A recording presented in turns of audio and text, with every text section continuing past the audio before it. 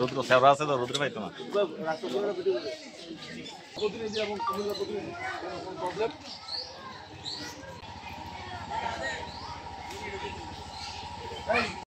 আইছে আইছে এদিকে তাকান, এদিকে তাকান, মাথার এদিকে রাখেন।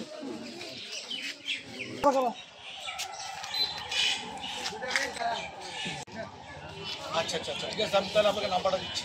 আমি একটা মানব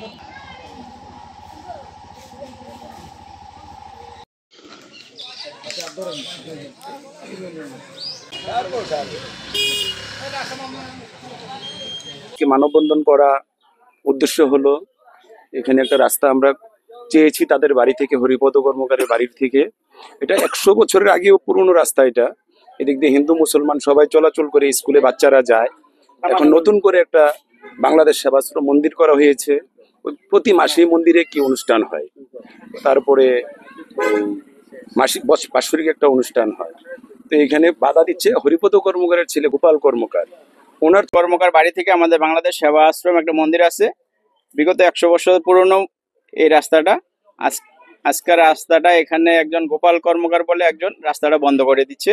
আমাদের এখানে 30-35টা ফ্যামিলি আছে, প্রায় 150 লোকের বসবাস এখানে, যার কারণে আমরা মনে করেন যে আজকে এখানে দাঁড়িয়েছি, মানববন্ধন করতেছি। রাস্তা অনেক দিনের এটা পুরানো রাস্তা, অনেক আমাদের রুগী আছে ঘরের মধ্যে, আমরা রাস্তা দিয়ে চলাচল করতে পারি না।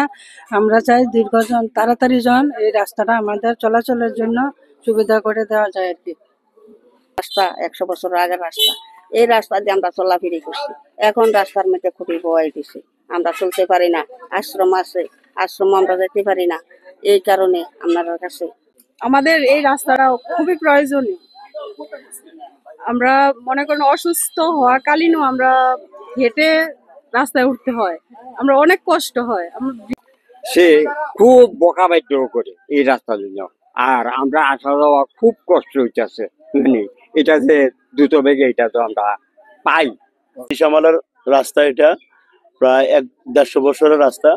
আমরা দেখা গেছে এখানে আজকে বাংলাদেশ সেবাশ্রম মন্দির নতুন করে আবার এটা সংস্কার করা হয়েছে, নতুন করে